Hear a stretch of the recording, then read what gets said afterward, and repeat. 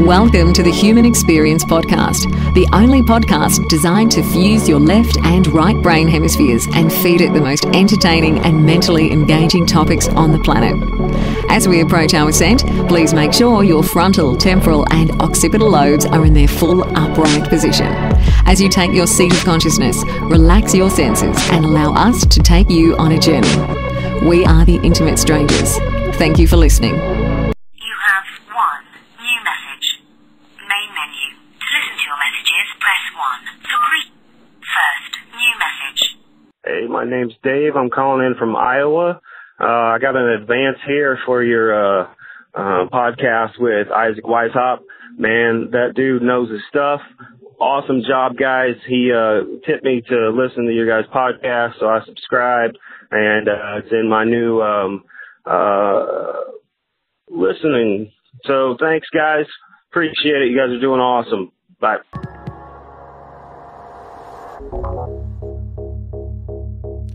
A big thanks to Dave from Iowa for calling in. Please do give us a call. The number is 586-89-HUMAN. We'd really love to hear from you. That's 586-894-8626. Such a great interview here with Rak. I think you guys will really enjoy hearing it. Please do take a moment to donate. It helps us keep the server running. Subscribe to our YouTube channel and follow us on Twitter. Hugely fun episode here, guys. Thank you so much for listening.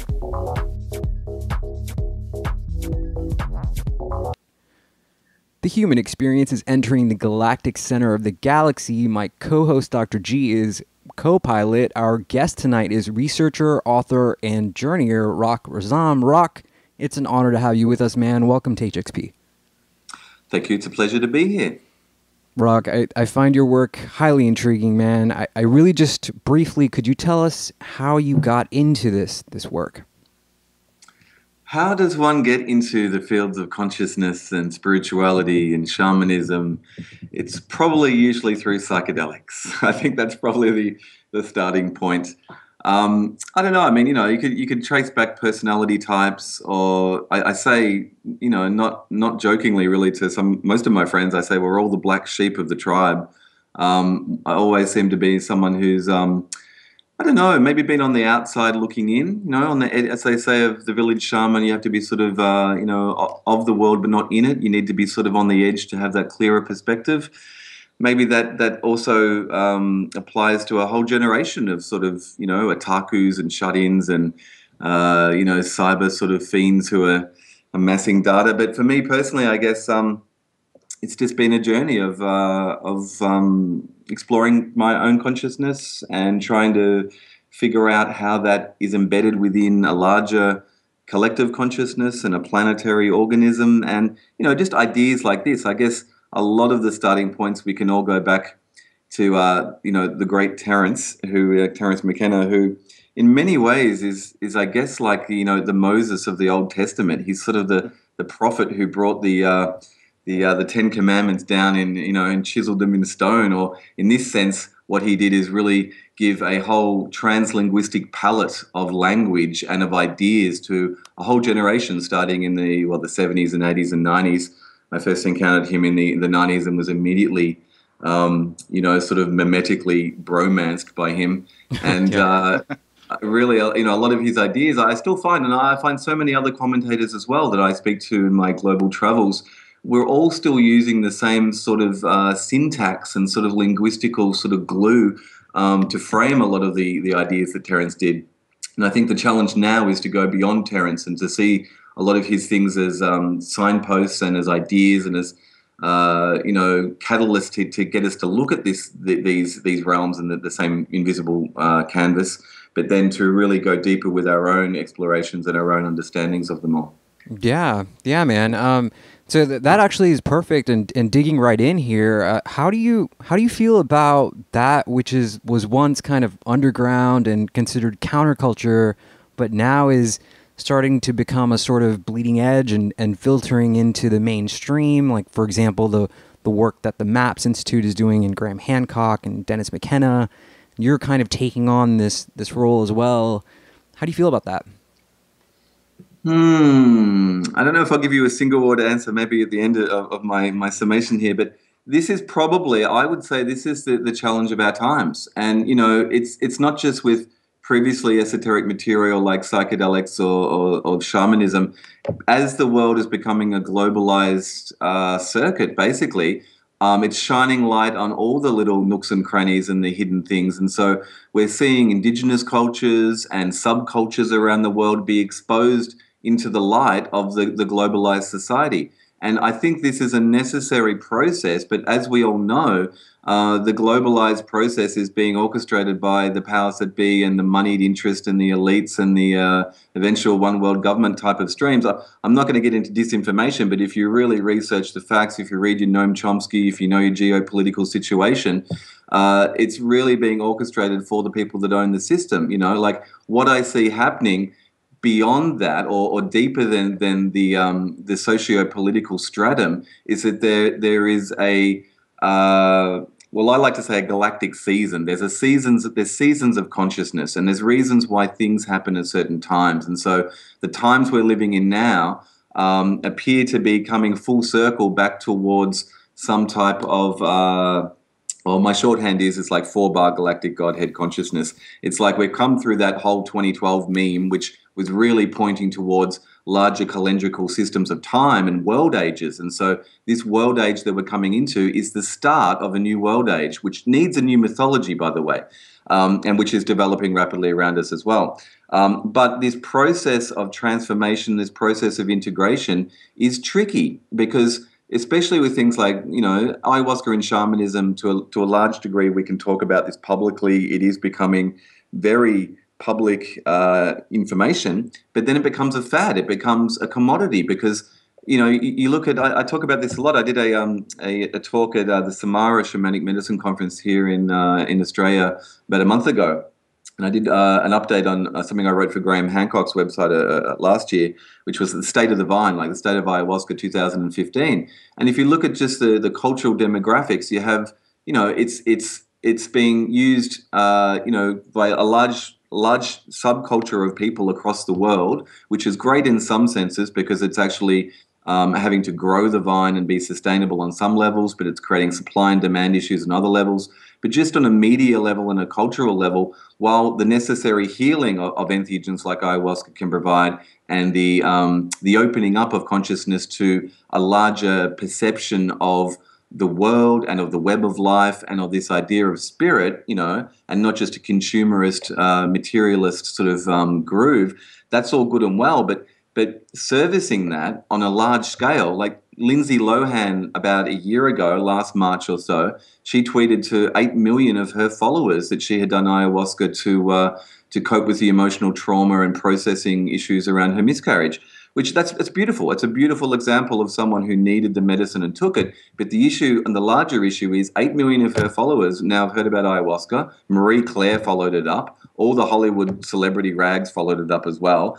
And the brand of ayahuasca is now so hip and such a cultural fad that the New York Times last May did a write-up of it in its lifestyle section. And it's like, so the issues around this is, the West has always in recorded history, Western culture, when the so-called first world encountered third world cultures or the old world, and discovered that they were using plant entheogens and then tried to eradicate them because they thought it was the work of the devil or kill off the populations as well. It's always been trying to suppress plant entheogens and suppress this Gaian consciousness and this more perhaps feminine consciousness of this perception of Mother Nature and that we're just one species amongst it. But as this is coming to light, what culture has always done for at least the last 500-600 years of recorded history, every plant entheogen that it hasn't just suppressed, if it's absorbed it, going all the way back to stuff like tobacco, it has commodified it and it has diluted it and it has taken the sacred out of it and it's made it a product. And so the danger we're facing now across the board, from ayahuasca, even with psilocybin, even with spirituality, as a packaged lifestyle choice, even with meditation, even with entrainment with EEG machines and gaming industry of getting into alpha, beta, gamma, delta states of mind. all the potentials which are necessary and a fantastic catalyst, all of them are there. The danger at the moment is if the lock on the culture, the cultural lock is still there about the commodity and the commodification of these things, it can take anything and the system will absorb it. If it can't destroy it, if it can't ignore it, the old saying is first they ignore you, then they fight you, then you win. Yeah, but the thing is, who is the we who wins? Because what happens in that scenario is there's an absorption by the culture where you get absorbed by the larger culture and the culture goes, we can't ignore you, we can't destroy you, so we'll let you in. But how will we do that? So if you look at things like the medicalization of psychedelics, this is wonderful on one level, and I totally support it. I've been a huge supporter of MAPS for many years. And they're doing some great work. There's just the Beckley Foundation in the UK has just launched a crowdfunding campaign for the world's first, quantitative electroencephalography scans, the EEG scans, and the MRI of LSD study of someone on LSD to understand those regions of the brain. I've read a lot of flack online about people going, well, that's reductionist mechanical science. Why would we want to do that? I think, no, we need to do that. We need to embrace both hemispheres, both sort of paradigms of the mechanical, the science, and the spiritual, and the sacred. But the question is, will science and will the Western materialist viewpoint, will it even acknowledge spirit? Will it acknowledge the sacred? But I think that we need to continue along that path, and we need to have focus and we need to have awareness as we do this. But this is the great challenge, I think, of our generation. I see the danger is that medical psychedelics, as Rick Doblin's, the founder of MAPS's, his vision basically is to have registered psychologists dispensing MDMA or LSD or entheogens or psychoactive drugs in a clinical setting, which may be nicely tempered and have mood lighting or even natural sounds, but it's not the shaman, and it's not the full connection to spirit. If you even go all the way back to the 60s and some of the psilocybin tests and LSD tests and the Harvard Divinity School tests that they did, it's the fact that, and they've done recent studies with psilocybin mushrooms again, looking at this issue of invoking the divine and this sense of the numinous. There's something greater than just our idea of medicine.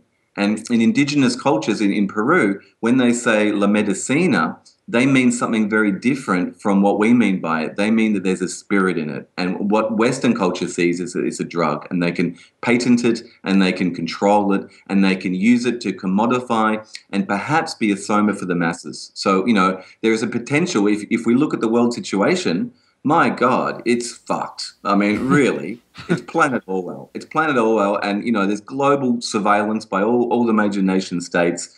There's repression. There's all the things that the horrors of the world are very, very stark and obvious now, which hopefully is a catalyst for people to rise up and take control of their world. And to do that, we need a clear consciousness, and that's where these substances can be of value. But the danger is they can also be absorbed and they can be used against us to be a soma for the masses.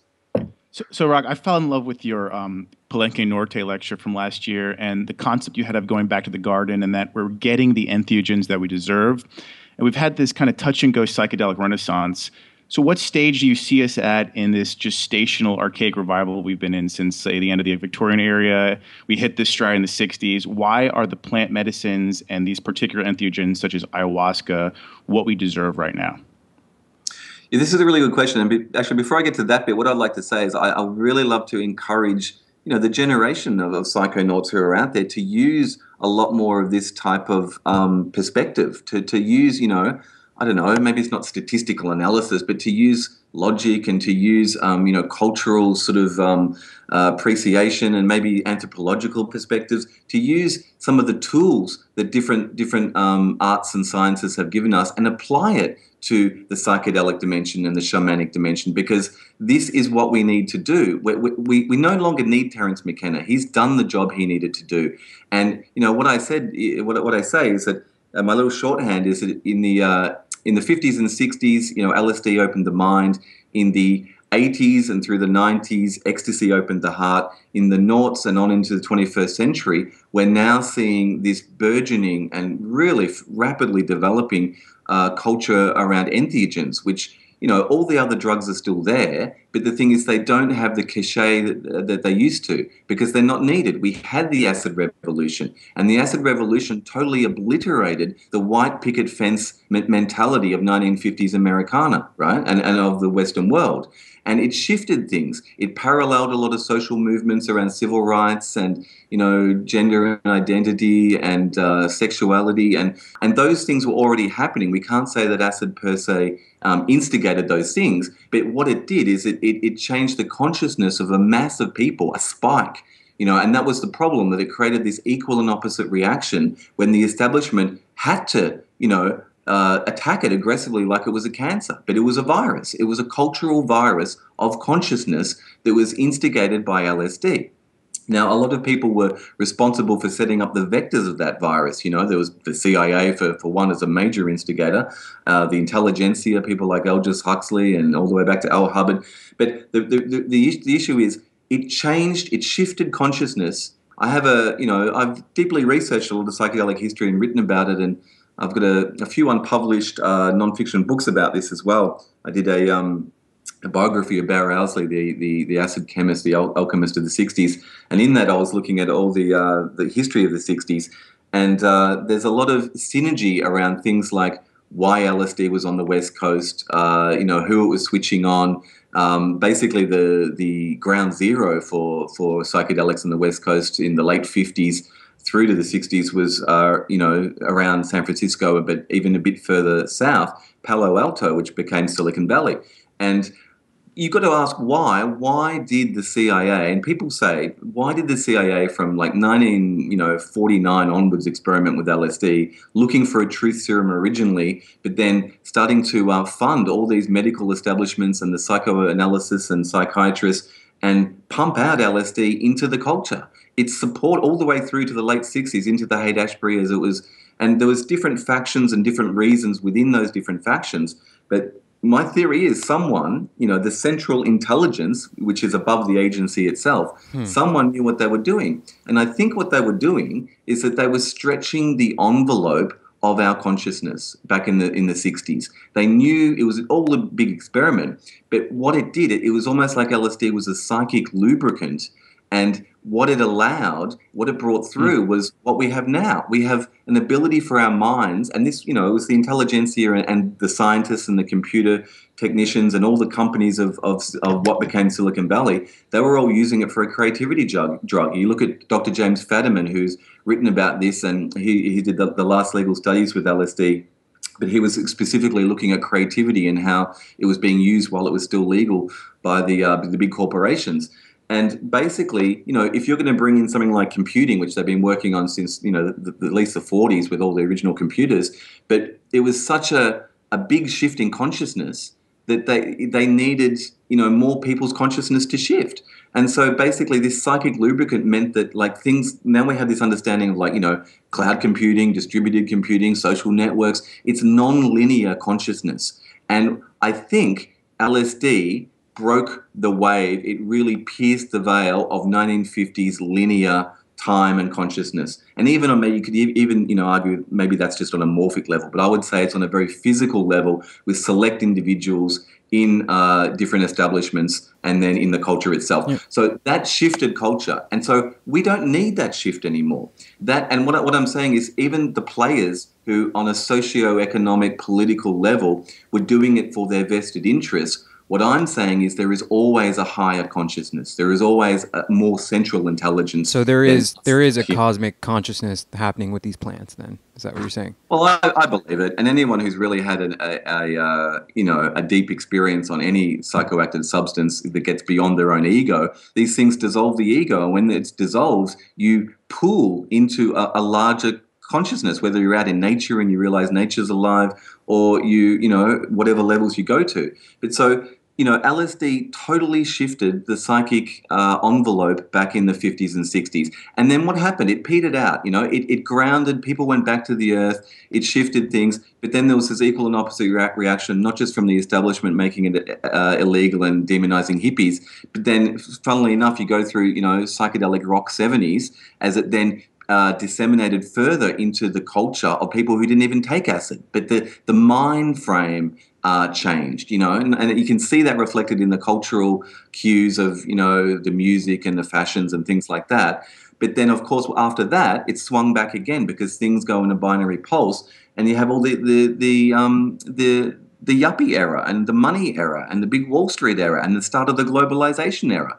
So the powers that be were orchestrating socially engineering to bring things back to their agenda. But there's always a higher intelligence. But in that time, we had the ecstasy boom. And we know that, that basically, even though it had been around since the 30s or whatever, and Sasha Shulgin helped popularize that in the late 70s, and there was a cultural vector of where that came through. Why did it come through then? This is what I'm saying. If you look at like four-dimensional space-time and step up and look at the dominoes falling and see the patterns, right, you will see. I really believe the culture gets the catalysts and the entheogens or the drugs or the consciousness browsers, as I called them in my Palenque Norte talk, it deserves, because we're being sculpted. We're being sculpted to play a larger role. And this is what they believe in shamanism, that the humans are here on the earth to be a bridge between heaven and earth. And we're basically like energy transformers, and we're transforming energy. And all the species are. We can see that. We can see the way that a species, that we might study will take, a chaotic system and create order from it, and it's changing around energy. So there's a larger forces at work. So the 80s had all the ecstasy, generation, and they had the second summer of love in the UK. And, that was all basically birthed from Goa, where because the acid retained, and the core hippies who went over to India and Goa retained and made the music. And, it birthed basically what we have now as global festival electronic music culture.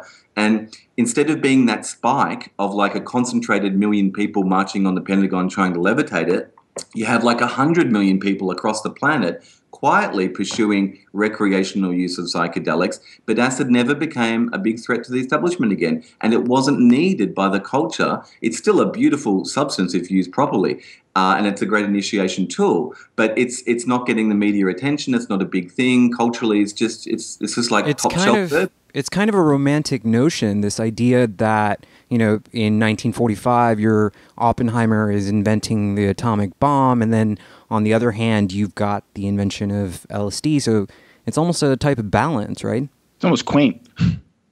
It is a quaint, and a lot of the old school psychedelic commentators will tell you this story, and it's gotten around. It's become part of the firmament of psychedelic mythology because there is a romanticism to it, and there's also perhaps something to it because one of the originators of that theory, that the fact that acid was sort of like an antidote to the atomic bomb. And, I think McKenna's shorthand is which mushroom do you want to bloom at the end of history, the atomic, bomb cloud mushroom or the psilocybin mushroom.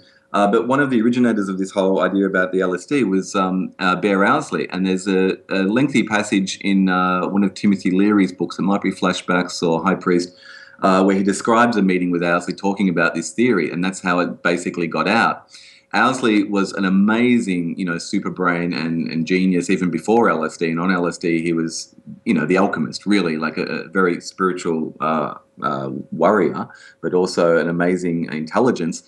And he studied this thing, and he studied the Earth. And the Earth has, as a living organism, which we now, back in the 60s, this wasn't, we didn't see the first shot of the Earth from outer space until 1969. It appeared on the Whole Earth catalogue by Stuart Brand, the famous sort of quasi-hippie, catalogue book. And 1969, it wasn't until NASA took those photos. It's not until we get outside the box and look back down in we can really see for what it is. And so that idea of the Earth as an organism really only came in right at the end of the 60s into the 70s. But Owsley had this idea of the Earth. He studied it, from a scientific point of view. And we only got the James Lovelock, the ex-NASA scientist, started to promulgate this idea of the Gaia hypothesis only in the 70s, right? Of the idea of, Gaia, the Greek goddess of the Earth, and the Earth as a living organism. Nowadays, they call it whole systems theory, which really flatlines the romanticism around it. But it's the idea that, the Earth is not just a living organism, it's an interconnected, interdependent entity which has all these sub-programs within it that are all supporting life, And it's obvious now, but for some reason, just almost like the myth of, when we had this myth in, I think it's Australia, but no, was it the myth of like when indigenous people, see the boats coming, from Westerners when they're first colon, and they can't see the boats because it doesn't fit their paradigm. It doesn't go into their world and their belief structure. It's almost the same with us. We didn't see the earth or Western culture because all indigenous cultures have always retained this idea. They live on the earth. They understand the rhythms of the earth. They quite often take psychoactive substances that the earth secretes specifically for engagement with herself at higher consciousness levels. But Western culture, which had atrophied and distanced itself from spirit and from the earth, didn't understand that the earth was a living organism. So Owsley, really grokked this idea, but he also took on board the science. And there's, different layers to the earth. You get into the upper atmosphere, the ionosphere, and the different levels. They're actually blocking out the UV rays and the deadly, deep space radiation. And so without those upper envelopes of protection, life on Earth would not be possible. It's a very, very delicate balance to have life on Earth, perfect equilibrium. And physicists say this, science acknowledges this, and they just excuse it away with a phrase, and say, well, it's just this. We can't explain it. Let's not think about it too much. But it's quite magical that life exists at all. Those upper levels of the atmosphere show that the one thing that the womb of Earth fears is radiation. So Owsley, took that along to the next extension and said, Jesus, like imagine if you've got a human body and some microbes in your body start to bomb you with radiation. It's like chemotherapy from the inside, but it's like a cancer. It's like the human race as a viral cancer cell gone rogue from the web of life and fallen out of right relationship with the planet is now dropping atomic freaking bombs. It's splitting atoms. And radiation is the one thing that the Earth fears. So that's equivalent to a cancer in the Earth system. So what is the Earth going to do? What is higher intelligence going to do? What does an interdependent, equilibrium system do? It counterbalances. And so his theory was, and I must say it's romantic, but there's something to it. And I think, again, the challenge of this generation of academics and scientists and just psychonauts is to look more deeply at these type of issues and apply more rigorous intelligence and science and systems to it to see how much veracity there is. But in the mythology, here's the thing. It's like Albert Hofmann, 1938, just on the cusp of war, in Switzerland, which is neutral, of course, with the rise of Nazis. Albert Hofmann, documented on record, was in Switzerland and especially Basel, Switzerland, was in medieval times the home of the alchemists. They know very well all about not just, the lead to gold ideas, but they know very well about altered consciousness. There was St. Elmo's fire, which was, the ergo, which would develop on the barley, rye, and the bread. And in the Middle Ages, people would be tripping balls and getting gangrenous legs and dying and stuff. But the thing is, it was quite well known. It was quite well known that there were funguses out there that would cause you to have altered states, especially in Basel, which was hundreds and hundreds of years of esoteric knowledge. And it was only around the 1600s or so that science and basically mysticism split. You look at certain scientists back then, or what they would be now considered scientists, and they were alchemists, so the heritage and the legacy was there. There's also this idea. There was a novel written called St. Peter's Snow. You can get it on eBay. I think the author's name is Perlitz, something like that. But basically, the plot of St. Peter's Snow is this basically analog of ergo rye, is developed by a modern scientist, turned into a drug, and switches on the world, right? It came out in 1922, so way before 1938. And it was read by all the intelligentsia. It was a very well-known book at the time. Basel knew all about this. Albert Hofmann was in basically a spiritualist group because he was a very spiritual man. At his 2006 100th birthday symposium in Basel, Switzerland again, which I was present at, he told us all about his childhood. He told us his secret origin. He basically said when he was 6, in Basel, Switzerland, living in the countryside, elevated, this is before EMF frequencies, when everyone, like indigenous people still have now, have a more of a attuned sensitivity to nature. And so he basically said he was a mystic. He was a mystic child going through the fields. The colors would saturate. His consciousness would alter, right? And he was used to altered states, and he retained that sensitivity. Now, that's not something he would talk about in chemical circles or in his public discourses around that, but he admitted that to us, and that's on the public record from Basel, Switzerland. It's also on the public record that he was in basically spiritualist groups, and spiritualism was very huge in the 19th century into the early 20th century. And, as I said, there's a legacy of this around Switzerland. So the question is, you have a chemist who is, an immaculate chemist, a very accomplished professional in his field, who is experimenting with ergo-ride, purportedly to look at, helping with childbirth issues and things like that, but who knows very well what happens with ergo-ride derivatives and the psychoactive effects. 1938, with the rise of Nazism, is in a spiritualist group. In the novel, the analog novel written in 1922, this is exactly what happened. A chemist invents this thing, has a spiritualist group, and then decides, do they let it out to the world? And by 1938, I think the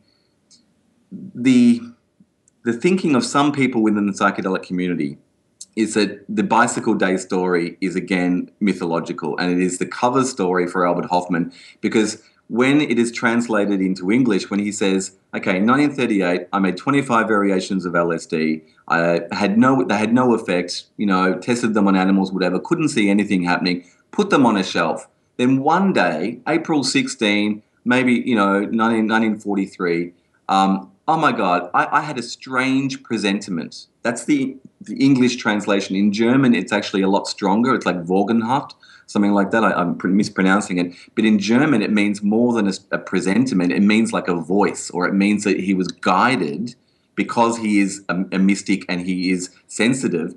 Something told him to go back to the LSD. So on that level, it's deviating from the scientific, sort of spectrum. But what people have said, David Nichols, who has sort of taken up Alexander Shulgin's preeminence as the world's, I guess, leading chemist, and has worked with the American government in looking at psychedelic chemicals and making them for the FDA.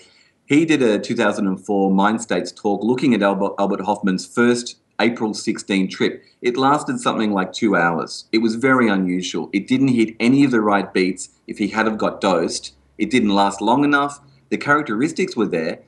People are thinking either Albert Hofmann had a mystical, spontaneous experience, like a schizoid type of experience, or his sensitivity to the thing, but it doesn't add up.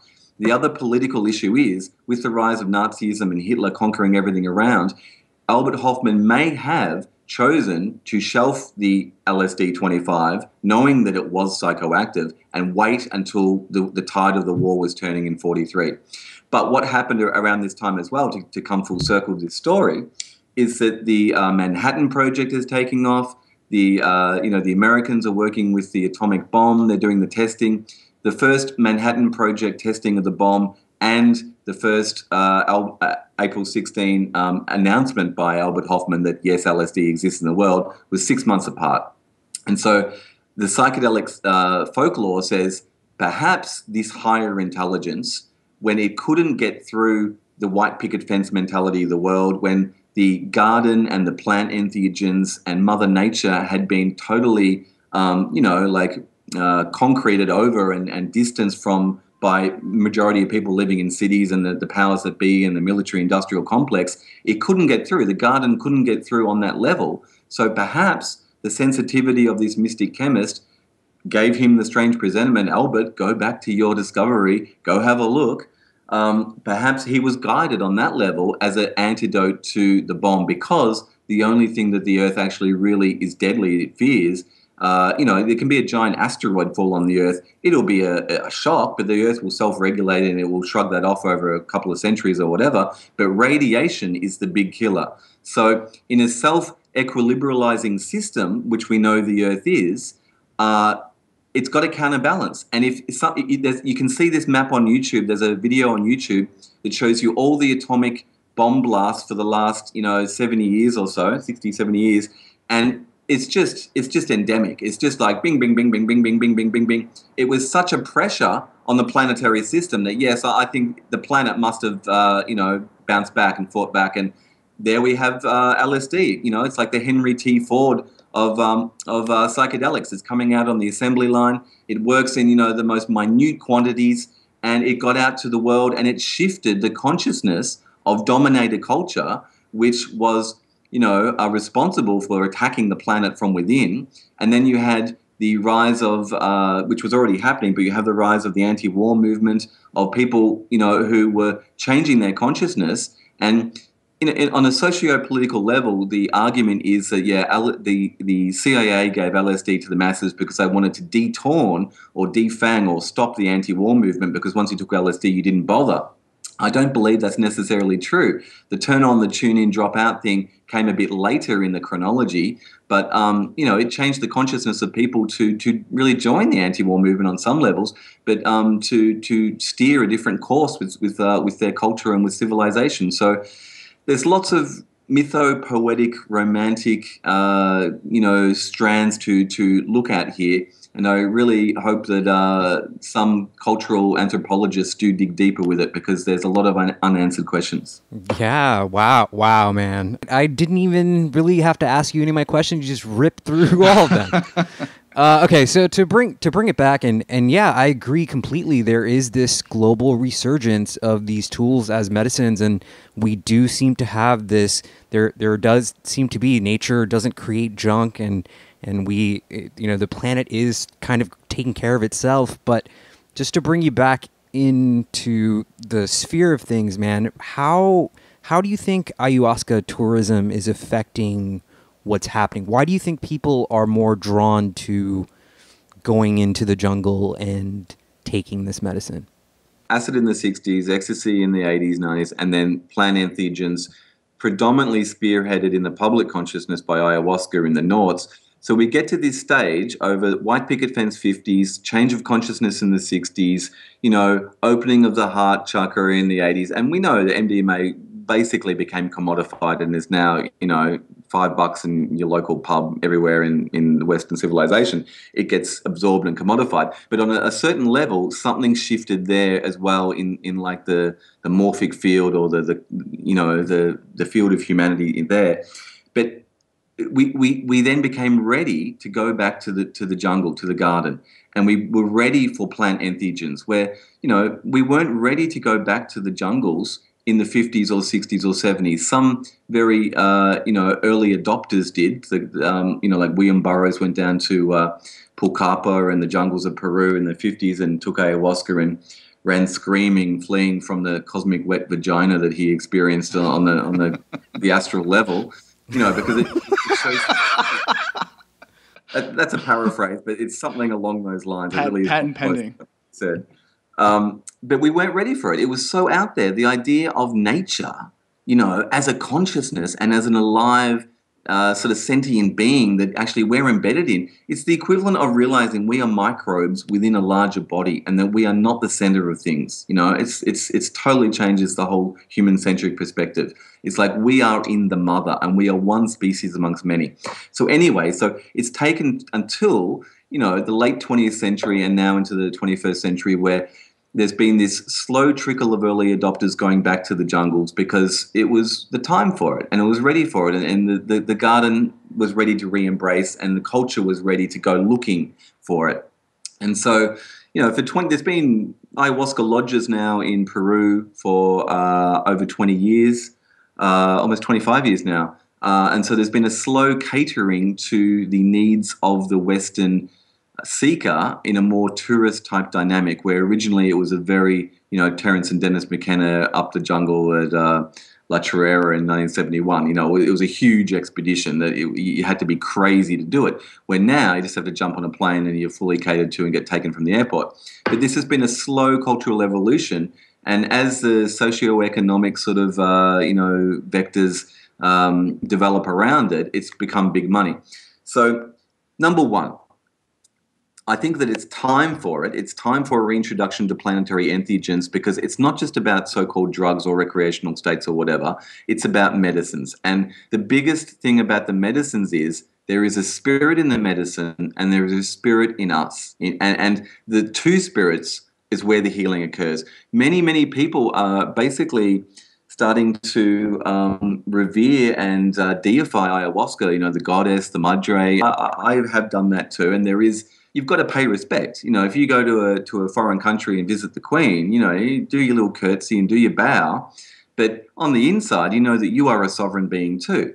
So basically, all the plant entheogens, I believe, are sort of sub-programs of the Gaian intelligence. So the Gaian intelligence is the macro program, right? And then there's sub-programs. And, even this language, which now we know from computers, and my earlier argument was that the psychedelics stretched our, as the psychic lubricant stretched our consciousness to bring in terms. Because there's this whole thing, if you don't have a language to anchor the ideas, it's like a lucid dream. It comes and it goes, and you come out of it and you can't remember, or you can't describe it. If you can't describe the feeling, it's lost. And that's in 1984. That's Orwell. That's what they were doing to try to dilute the language down so people couldn't even understand the word rebellion or revolution, or that there was something missing. They couldn't put their finger on it. So what entheogens do, and psilocybin especially, is it helps as a linguistical catalyst. It helps us, stretch our language, which is part of our consciousness, to anchor the feelings and anchor the experience. And so with ayahuasca, I'm talking about this idea of medicines. There are many, many different plant entheogens, and I believe that you look at things, there's different bioregions on the planet, and looking at the planet as a macroorganism, it's like mapping the human body. So you're like, well, where are the calcium deposits in our body? Where are the white blood cells? Where's the iron go? How does the blood pump? There's a system to it. There's a rhythm to it. There's a reason for it. So same with the macroorganism of the planet. So, we should not be taking uranium out of the ground and building freaking nuclear bombs from it. It's ridiculous. It's a double whammy, not plus good. It's the Australian Aboriginals believe that uranium is one of their sacred substances. They know it. They don't call it uranium, but where they're digging it up here in Australia, they're the sacred lands, and they're sacred because it has a substance in the land which changes the energetic, and they feel it, they know it, they know the energetics of that bioregion. In a similar way, the bioregions and the energetics are shaped in a causal relationship with the planet to secrete entheogens. This is both what Bear Owsley said as well. And Bear is just, one of the prime founders of modern psychedelic culture, and he doesn't get a lot of airplay. A lot of his ideas, or some of his ideas at least, were taken up by Terence McKenna, who repeated and reformatted them. They both have this idea of planetary exopheromones. They're saying that what if nature, we look at different species and we understand that nature doesn't just talk in vibration sound patterns, she talks in chemical languages. She secretes these pheromones that certain insects, secrete to engage with the plants. I was talking to someone the other day, and I was saying that the DMT containing acacias here in Australia, there's a certain variety which are in synergy and partnership with the ants, and the ants take the little bud of the plant and they carry it because it's got something they want in it, and they bury it underground, and then that's where the DMT acacias are ready. And when fires go through, they germinate, and then it's incredibly synergistic. There's all these different species that work in concert. It's not just Darwin's very flatlined, linear, non-psychedelic idea of survival of the fittest.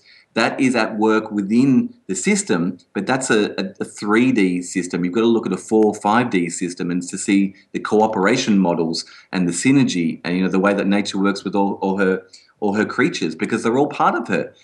Nature clothes herself in the skin of the species. I mean, that's it. That's really what is happening, right? That's the macro object, and that's how she self-regulates. So the medicines of the psychoactives, McKenna and Owsley's theory was that they are exopheromones. They're working to regulate some of her other species, including the humans and some of the other higher mammals and primates that take them.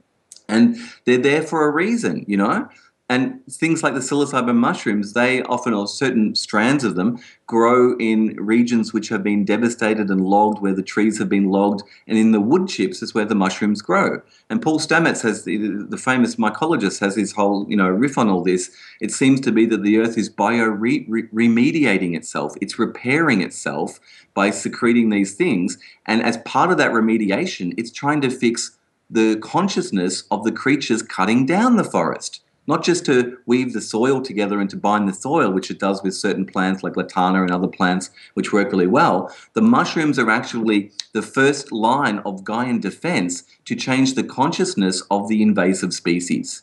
And this is why we need to step up and look from a larger perspective about what's going on. So with this understanding of entheogens and what their role is in the planetary ecology, their role is to engage with the species. And, talking of us specifically, we know that, as what Terence called dominator culture, it's out of control. The monkeys are out of control and we are out of balance. It's Conosquatty. We're out of balance with nature. We don't understand right relationship. So all of the entheogens are secreted at different bioregions, and it's very important that people, in some senses, get to know their local bioregions because, Australian Aboriginals have this understanding of the land, and most Indigenous cultures do, and a deep resonance with it. And, if you're born on the land, you are Indigenous to the land as well. Or if you spend lots of time there and your energy is enmeshing with the energetic fields of the land, you are becoming part of that landscape. It structures your energy. It structures even your language. You look at certain tribal cultures, and their language is either speeded up maybe in cities or slowed down in the country, and it's shaped on that level. But the entheogens that are available locally to you, and this changes with climate. You look at different parts of the world have had entheogens previously throughout the historical record, and the climate has changed, and that they're not there anymore. But the Earth keeps rolling it over and changing and growing more entheogens. So ayahuasca has been a very successful planetary avatar, working on behalf of the Gaian mainframe. And she's not the only one. So she's been getting all the press, specifically because she's a very effective healer. Now, there's lots of different angles to this and lots of different levels of discourse we could talk about. In many indigenous cultures in South America, ayahuasca was traditionally just the Banisteriopsis carpi vine. And that's because it's it's a very good cleansing agent. It's a purgative. It cleans out any intestinal bugs that people in the Pan-Amazon region may have. That's specifically why they were really using it. And the curanderos, or as we call them, the shamans, they would open up perhaps their energetic or visionary capabilities to travel on the astral and the interdimensional planes, but they would do that on behalf of their patients. The patients wouldn't do it in many regions of South America. It's only been this cultural appropriation and this supply and demand where Westerners, because of our experiences in the 60s with, say, LSD, and I would say our relationship with television and our relationship with the cinema, which is over 100 years old. When the cinema was first introduced and that people would see it, they could not ascertain that it wasn't real. They'd see a train coming up at them on the black and white, silent movie theater, and they would scream and they would run, and they had to get their heads around this magic of cinema, because we are visually driven creatures, and the eye is directly connected to the neocortex, yada, yada, yada. But in Western culture, we have relied upon the visionary component, I would say, because we have lacked and we have atrophied the feeling component, the intimacy of feeling and intuition and connection to spirit. Because if you're a blind man and you're connected to spirit and are feeling the spirits and feeling Mother Nature, man, that's all you need. You don't need to see it. It's all about the feeling. So many curanderos even say now it's not about the visions in the ayahuasca experience. The visions are somewhat akin to if you're in the dentist's office and you're getting operated on, they put on the TV to distract you while the healing is happening. Really, that's the baseline. But because Westerners want the visions, because that makes it real to them, that makes it that they can believe it because they see it. And this is only one stage of it. It's only that first wave of trust of going, all right, something's going on, I can see it. But, essentially a majority of the visions, according to my understanding of what the curanderos have told me, are basically processing of emotional catharsis and reactions and things happening within the body. Even when they're seeing interdimensional scenes and whatever, sure, maybe there's that aspect, but on some level, a great majority of the visionary component is some reaction to the interaction of ayahuasca as it's healing you. It might be it's like a vegetal psychoactive screensaver going on. There's something happening, and maybe it's showing you stuff, but whatever. But they all say it's not about the visions. It's about going deeper with the work. McKenna had this same riff about talking about DMT. It was like if you get to the level of like the DMT elves or whatever, and they're saying yes, watch, look. It's like no, like get beyond them. They're sort of like holding your attention so you don't go deeper into the experience. There's something deeper than that. And that's where the really interesting stuff lies. So this idea of medicine in the West is basically they understand drugs and they understand the neurochemical component. But in indigenous cultures, a medicine means it has a spirit in it. And the spirit engages with your spirit. And that's where the healing, it just doesn't do the work. The spirit of ayahuasca isn't necessarily healing you. On a physical, neurological level, yes, as a purgative, it is cleaning you out. But in regards to your emotional body and your traumas, which then get buried in your energetic body, it's asking you to step up and to see yourself and to revisit your traumas and then to let go of them. And it's asking you to recognize you are the medicine within as well. And so it's a spiritual act. And this is what the West is relearning. The word spirit is only slightly more respectable in Western culture than religion, which is just gone. Let's just drop religion. No one likes that term really, even though originally it means in Latin to reconnect or to reweave, which then makes us ask, what are we reconnecting to? It's nature. That's the original religion, is nature.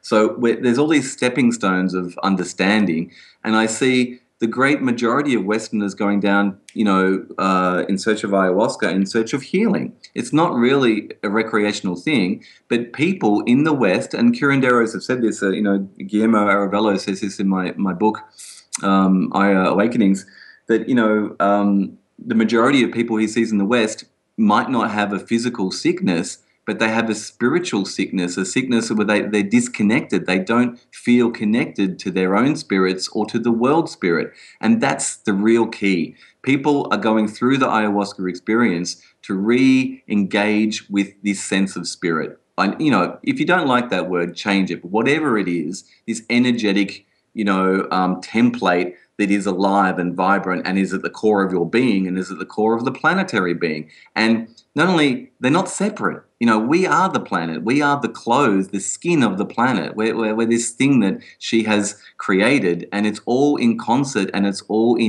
at play with each other. That all the systems are engaging with another, and there is a greater purpose, even if we haven't discovered it yet. So, Rak, from a pure Darwinian perspective, it seems that ayahuasca is operating outside of the confines of evolution. And it's not even really playing by its rules because you have the two plant components that combine the caapi and the chacruna. And these plants that are similar to cannabis, how cannabis manufactures molecules with the power to change our subjective experience of reality, whatever we call consciousness, right? So we know that the plants don't want to be consumed if they have, say, bitter tasting alkaloid compounds, and plants that do want to be consumed as a reproductive strategy, let's say they have an abundance of sugars like apples. But in my personal experience, the ayahuasca brew blended from these two separate plants is, to put it mildly, horrific. And if anything, it's the only thing I've tasted that gets worse with time. Do you feel there's a sense of having to earn the experience, or there's perhaps a barrier to entry that these two plants are exhibiting to kind of safeguard its power? Because it seems that A, the two compounds, the DMT and the MAOI, do not occur together naturally in any single plant that I know of. And they B, do. They do, okay. They do. It's not being widely reported. No one wants everyone out there harvesting. There's certain acacias and certain plants that do contain both the MAO and the DMT. And they have been used by indigenous cultural people. Oh, well, here's the thing. I agree, there is a thing about the bitter plants, but the funny thing is, it's about alkalining your body, versus the acidic sort of foods that we eat in Western culture, which cause sickness and cancers and things like that. I mean, the reason why the bitter things are often thought of as the medicines is that they're, usually the things which are healthier for you. Ayahuasca is not always bitter, though. I mean, it can be sweet. You can get some sweet ayahuascas depending on the curandero and the brew and how they're preparing it. And there are natural sugars within ayahuasca, and they just need to be maintained and not boiled off and not, lost in the process. But ultimately, here's the thing: there's a commentator, Gail Hypine, who is a moderator on the ayahuasca.com forums, and you can look on the Aya Awakenings YouTube playlist because there's a discussion with her from the panel discussion after the film screened in Portland last year.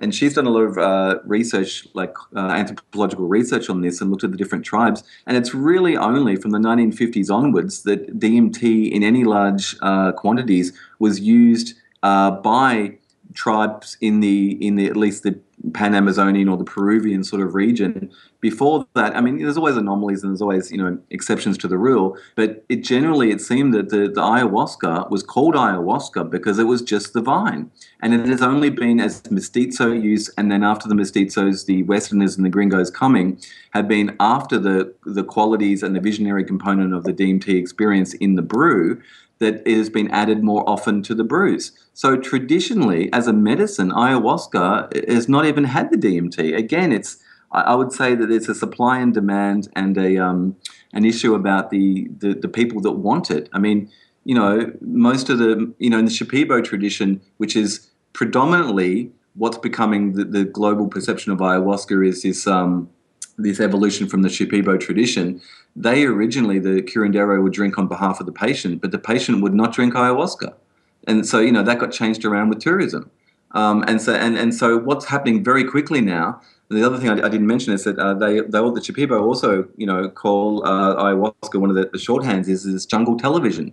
And their culture, because they've been embraced by basically globalization, Peru, there's ayahuasca in Ecuador and Colombia and Brazil. In many of those regions, though, it's still either within the churches of Santa Daime or in a more it's a different form. It's not driven by tourism. It's really the Peruvian tradition, which has proven successful as a global brand to bring ayahuasca to the world. And within the Peruvian tradition, it even narrows even further down to Pucallpa and Iquitos, and maybe Tarapoto, but essentially Iquitos.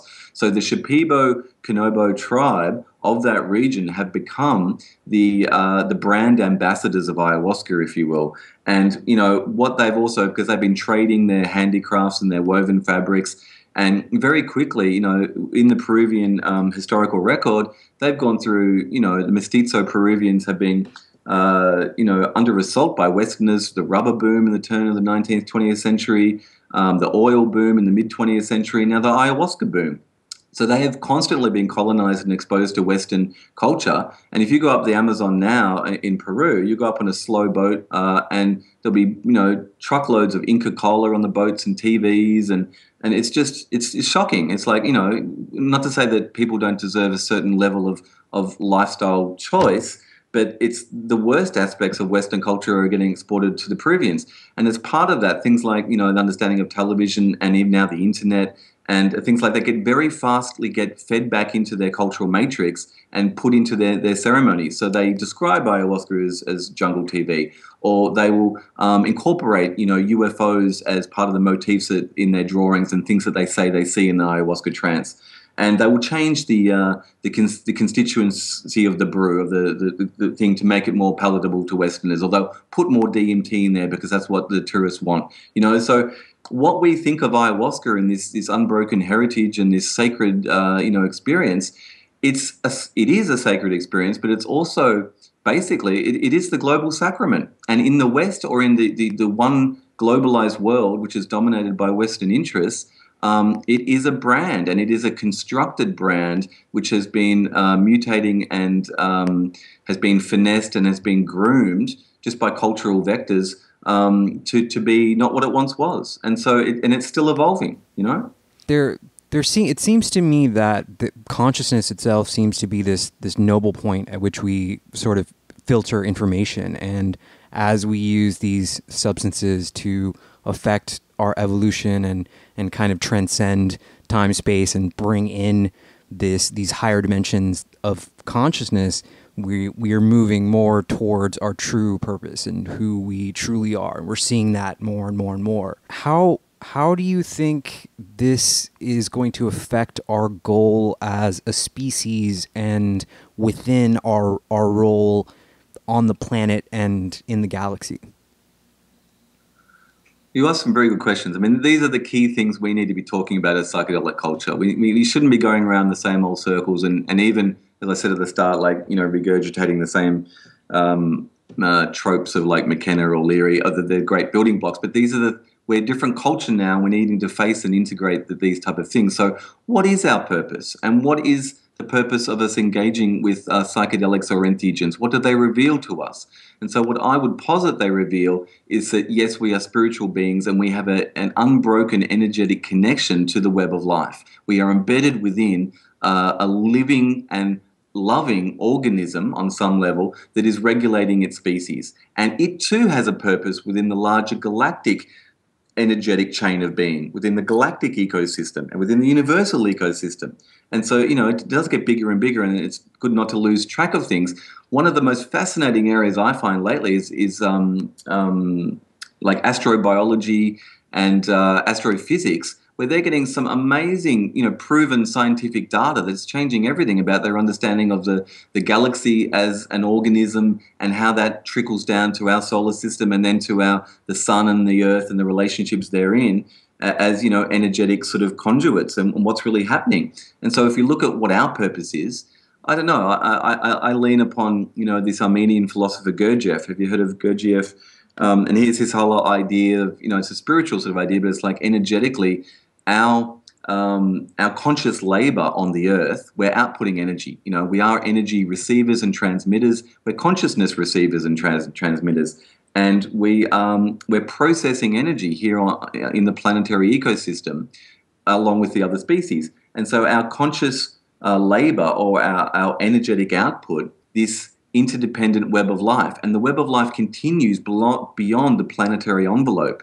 It's a huge daisy wheel of cosmic creation where it's all energy, but it's energy feeding and finessing itself through cascading sort of machinery of stellar systems and planetary systems, and it's all life on some level of being. But here's his whole theory, Gurdjieff, of us feeding the moon feeding the sun feeding the galactic sun, and it goes on. And you need to input-output needs to be in equilibrium. And there seems to be, that resonates with me. In some of my experiences, if you look at the Aya Awakenings film, which I do recommend you check it out, ayawakenings.com/watch, there's a very deep 10-minute or so 5-MeO DMT sequence back when it was legal, done in Peru in 2006.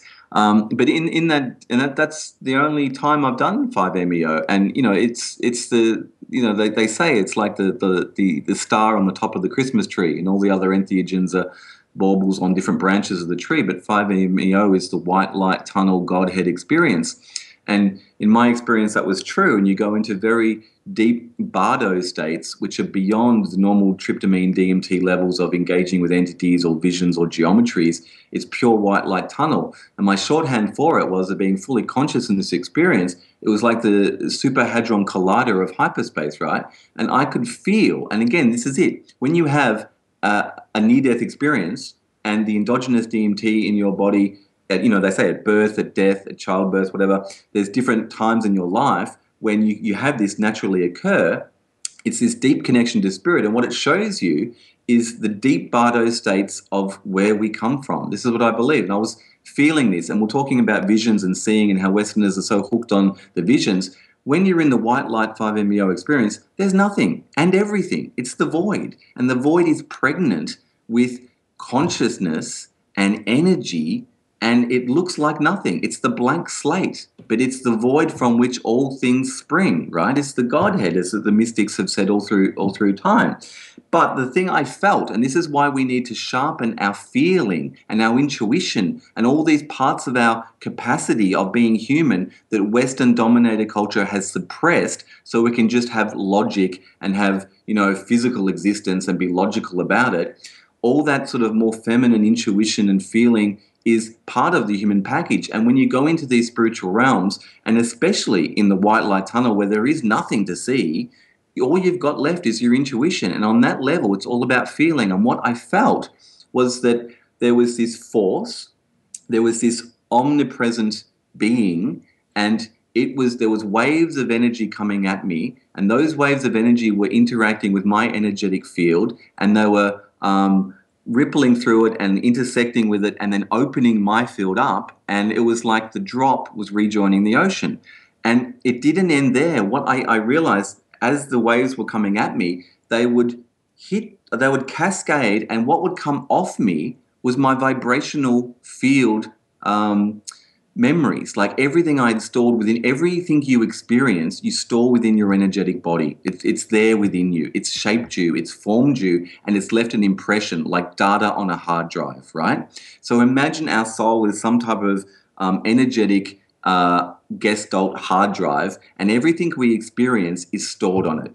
And when we go full circle in the reciprocal relationship with this divine cosmic intelligence who's guiding everything, it feeds off the data. The data comes off us and goes, we're freed of the burden of everything that we have experienced, and we remember that we are it, and we always were it. And the wave particle dynamic thing, wavicle thing, comes full circle, and it's like, oh yeah, that's right, I'm it. I mean, that's what I felt, right? But the interesting thing, which is often overlooked, is that it was, and feeding is a loaded, term, but it was reading the data, and it was getting something from it. It was growing from, and this is the thing, they say that all the mystics in the world spend all their time trying to get back up to God, and when you get there, what do you find? God is in a process of incarnating, coming down here and being us. Why? I mean, because it's a feedback loop. We know nature is an equilibrium. It works in cycles. It works in rhythms. No energy is lost, and it's very lean and elegant and efficient in what it does. I liken it to the condensation cycle of moisture. It goes up, it comes down, it goes up, it comes down, it feeds through. But in the process, something is gained. Something more than just the entropic loss is created. It's information, and information is basically the building blocks of life, right? And so the Godhead is feeding from incarnating as what appears to be individuated entities on the material plane, because when the forms give way and the soul or the energetic hard drive is released back into the ocean of the Godhead, it has gained more information. And so it's the feedback loop. And I can't remember your original question, but I hope that was... Do you feel that we've reached kind of this palpable marker or nav point as a species? Deep down, we're kind of over this physical manifestation form, and we're yearning to move beyond it and gain more actual understanding. We've kind of won this chapter of the life game. We're kind of done with the monkey meat puppet body, and we want to peek behind the veil and kind of talk to the wizard as an equal. What does the next chapter entail, you think? I don't think so. I think that's essentially a transhumanist wet dream. And as I said, it's like the Godhead is rapidly and always omnipresently incarnating as matter, as species, as life, right? And so on one level, you look at different mysticisms and you look at this idea of getting off the wheel of karma or of getting back into the center of the target and rejoining, God and not having to come back and incarnate.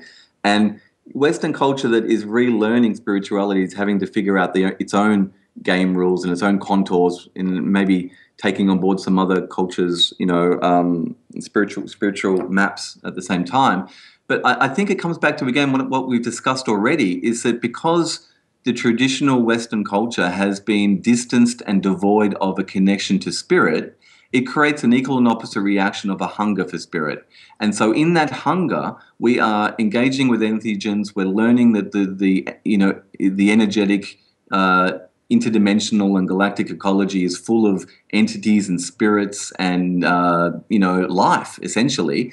And then there's this romanticism to let go of the physical body. But if you really have a spiritual practice and hone it and work at it, it's about honoring the gift of the vessel to hold the divinity that we really are.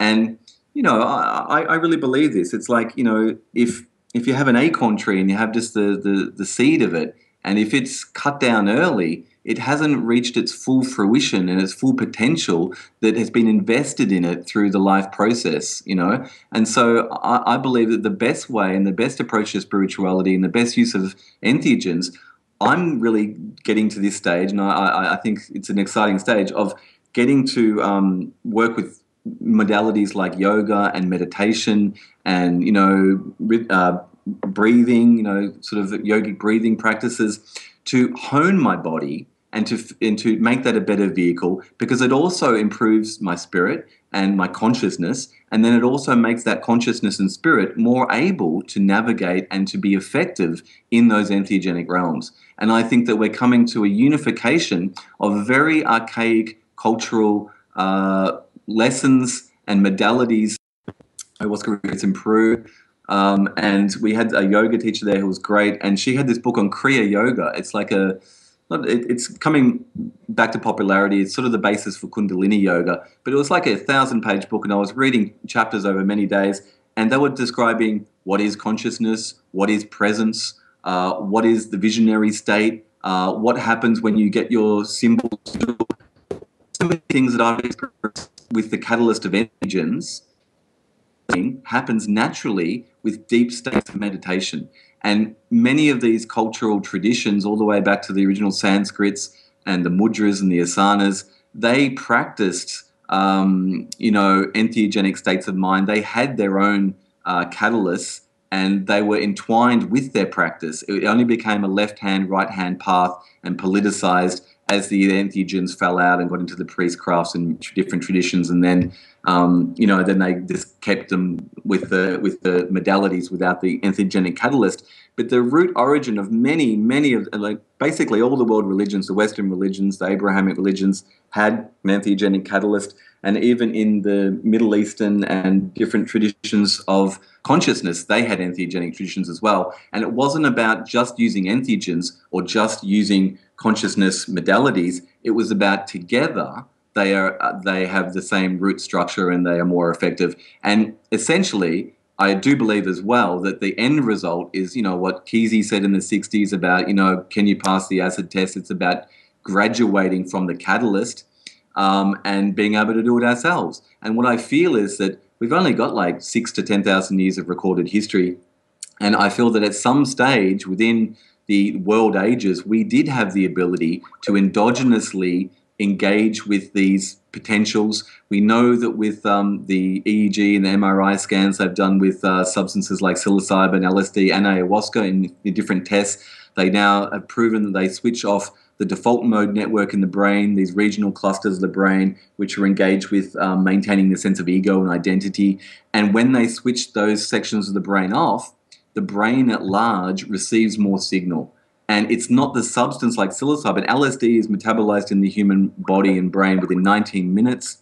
They proved that in the 1960s.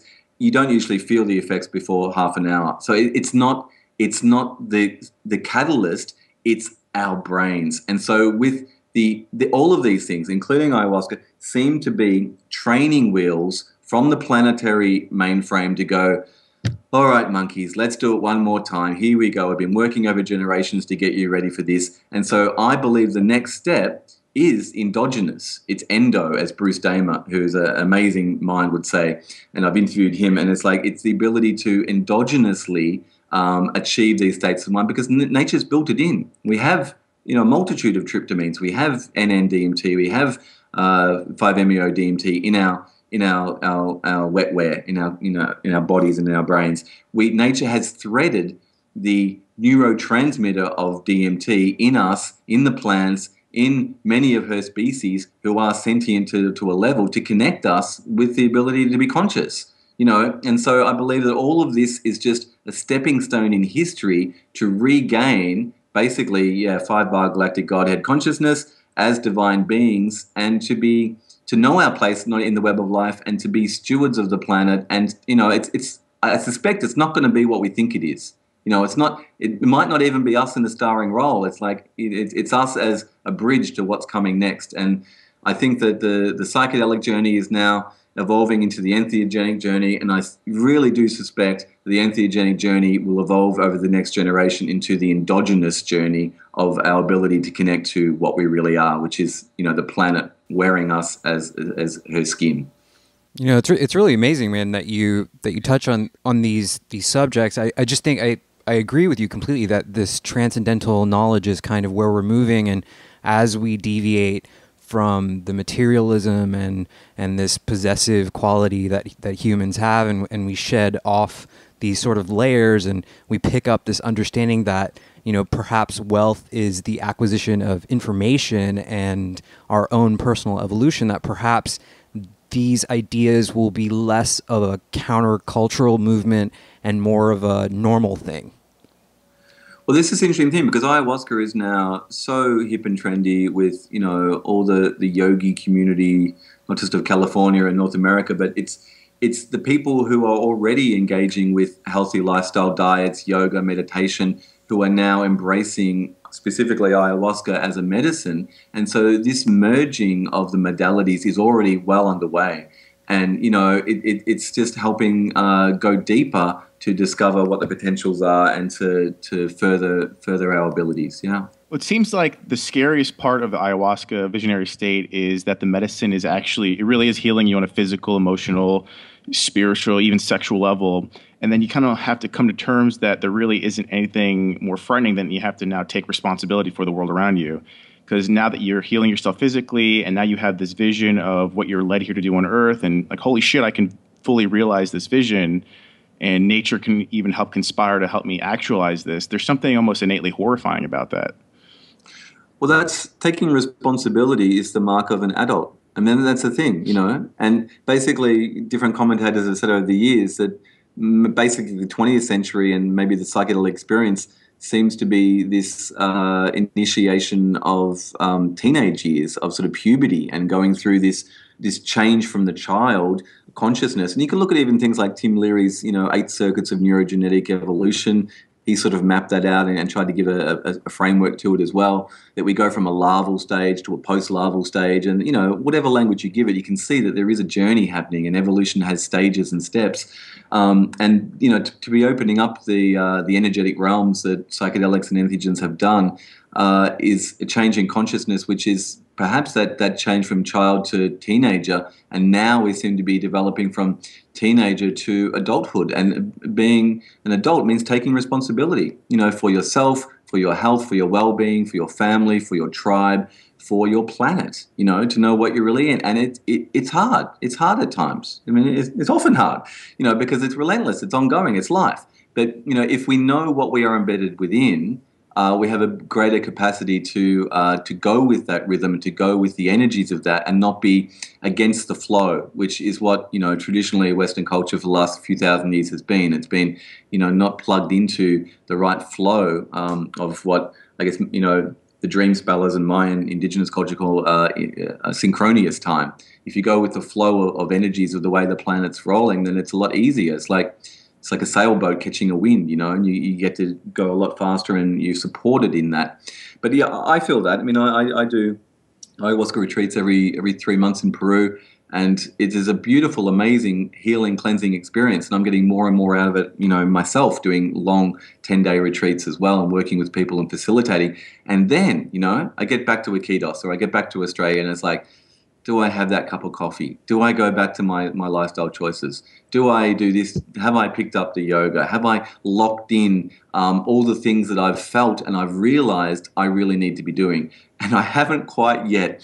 Here and there I do, but it's because the same stresses are there in our lives. So number one, I think, the value of the medicines is great because it cleans us out, it heals us, but it is asking us to take responsibility to make changes and to make changes that are going to serve us as human beings and as spiritual beings having a human experience. And, as we come together as a community of a shamanic community or entheogenic community or people who have had these experiences and we hang around each other and support each other, and eventually that whole 60s idea of going back to the land and the tribe and having your own little, community that you live with and support each other, that's where the reflection and the support of the other and the tribe is really important, because when you have other people around you who understand and are on the same spiritual path, then you can support each other in the choices you make and in holding that vibration and that energy. Rak, McKenna had this idea about time wave zero and novelty theory and this 26,000-year orbit and this galactic center, and you've talked about it a bit as well. I'm just wondering what your opinion of 2012 was and what you think, where are we now? Like, what do you notice is happening with the planet and information now? Well, Again, it's like what's happening with ayahuasca. 2012 became a brand. It became a brand that became a huge Hollywood disaster movie. Became a Daniel Pinchbeck book. It became commodified and detoned. But what the Westerners understood about 2012 wasn't at all what the indigenous Mayans called it. To them, it was 0.0.0.0.0 on their wheel of time, and all that meant is that the clock ticks over, and then it starts again in a new age. And we are basically living in larger geological tracts of time on the edge of the next ice age. And if the other area I would really point people towards for research is basically, a lot of climate scientists, reputable people, scientists who are being silenced by different facets of the industry developing around this. But everyone is saying that in that field is saying, yeah, we are on the cusp, or we're going through the process of moving into the next ice age. This is right on the times that we're living through that's meant to happen. We're seeing the build-up of things happening in the world, which is like a build-up of energy, which will then dissipate and then result in the ice age. But anyway, these are the world ages. These are the way that things shift and things turn. Sorry, what was your question again? I was just asking about 2012 time wave zero. Basically, the 2012 thing is the Mayans understood there was cyclic time, and there are different world ages, and there are different energies of those different world ages, and that things start again. So potentially, because we're coming up to great transformations physically in the world, the whole idea of disaster, which was glorified by Hollywood, is potentially still true. But it's not about focusing on that, because it's this language, because underneath that, it's transformation. That is the key word. The planet as a macroorganism is growing and evolving. If you look at the electric universe theory, or you look at the idea of Pangea, when we were a supercontinent hundreds of millions of years ago, the shape of the Earth itself as an organism has been growing as a sphere and expanding outwards, and that's why the continents are broken and are in the position and shapes they're in, because the Earth is actually growing, like a sphere that's expanding.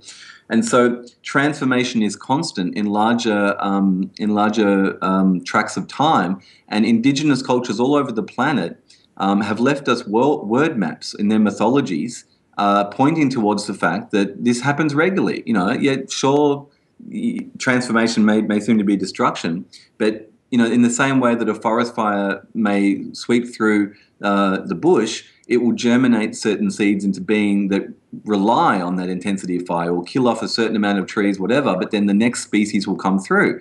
This is nature's way. And so again, we are so hooked on to human anthropomorphism and this idea of us as the dominant species, and us as the conquerors of the earth, and that we're what it's about, and not just us, but our physicality and our being. So the entheogens are also helping us get over ourselves of the fact that we are a spirit. We are a spirit being, that we've had brief tastes of leaving this body and traversing into the interdimensional ecology of energy. And we understand, to some degree, that it is possible and it's out there and it's happening. And so we're getting tasters to go, don't fixate on the body. So the physicality of the planet, its physical mass and its manifestation is just the vehicle to contain the spirit. And so when we're going through the sixth great species extinction, they tell us, which in itself tells us there's been 5 before. It's okay, it happens, right? So don't fixate on it. If you have an appreciation of spirit and of the journey and the beauty of the journey, you give yourself up. Give yourself up when it's time, because the physical form will fall away, and then the spiritual energetic goes back into the great pool of becoming, which then is reformatted into the next thing. It's like we just got to get over ourselves. Rak, I noticed that there's a heavy use of imagery and mental focusing devices that a lot of the shamans use down in South America, and they say that allows them to seek and find certain information when they're surfing the cosmic internet, so to speak. Do you find it useful to set clear parameters or coordinates when we are to kind of search through this limitless realm of alternate realities in that space? Well, yeah, it is. It depends what your intent is. When I work on retreats, facilitating with people, we do a few workshops on setting intents and what the value of that is.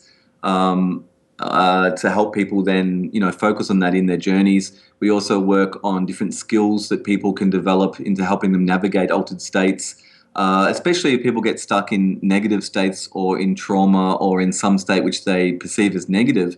There can be experience in that, there can be value in that, but if it's just going on all the time, you want to be able to change the channel. So there's different sort of NLP type of techniques and different sort of anchors that you can create for yourself by thinking of certain things which break state and put you into a different frame of reference. There's also breathing techniques. There are mudras and different, things you can do to help you potentiate your experience. And it is quite limitless, that inner space terrain, that terra incognita. And so I think that, to not be just the babies flailing around in hyperspatial kindergarten, we need to be able to learn to crawl and then to walk and then to fly or run. We need to be able to, if this is the thing, if we see both the earth as a macroorganism and our human bodies as a microorganism as vessels for containing spirit, and it's like baking a cake, eventually you've got to take it out of the oven. And, it's like, so this is a stage we're going through potentially to then join the interdimensional ecology where the real action is happening, right? And so if we're training and learning on that same metaphor of, crawling and walking and running and whatever, eventually imagine if every human is basically a shaman, or what we now call a shaman, in the ability to traverse the world, to engage with the larger reservoir of intelligence and of beings that are just behind the curtain there and have been waiting for us just to evolve to the point of consciousness to recognize that they're there. And so all these training wheels is like, let's sharpen our blades, let's sharpen our ability, let's take on the responsibility as adults and as entheogenic beings to engage with what is really there, what the web of life is, and how far it extends into the inner space ecology. Truly phenomenal information, man, and it's a lot to really take in, and I just want to give you the chance. Is there anything that you want to get out? Well, I've been working on my own personal feedback loops of late, so I'll just put a few plugs in here that I'm rebuilding rakrazam.com, and I'm going to be offering a subscription model to subscribers, so they get like fresh content every week, a lot of audio talks and chats, and I do a monthly podcast in a perfect world myself, talking to other notables within the consciousness and shamanic sort of fields. But I'm also regularly traveling the world and meeting up with people all the time, and the really great conversations and out there stuff, and the gold is often not put out publicly. So I'm going to be offering that as a subscription model to help support me to continue doing the work of getting good information out there and creating media artifacts like the Eye Awakenings film. The Eye Awakenings film is going to be screening in San Francisco and Oakland on April 13. I'm going to be in the States passing through on the way to my next retreat. And I'm really starting to work as well with some of the West Coast San Francisco-based neuroscience.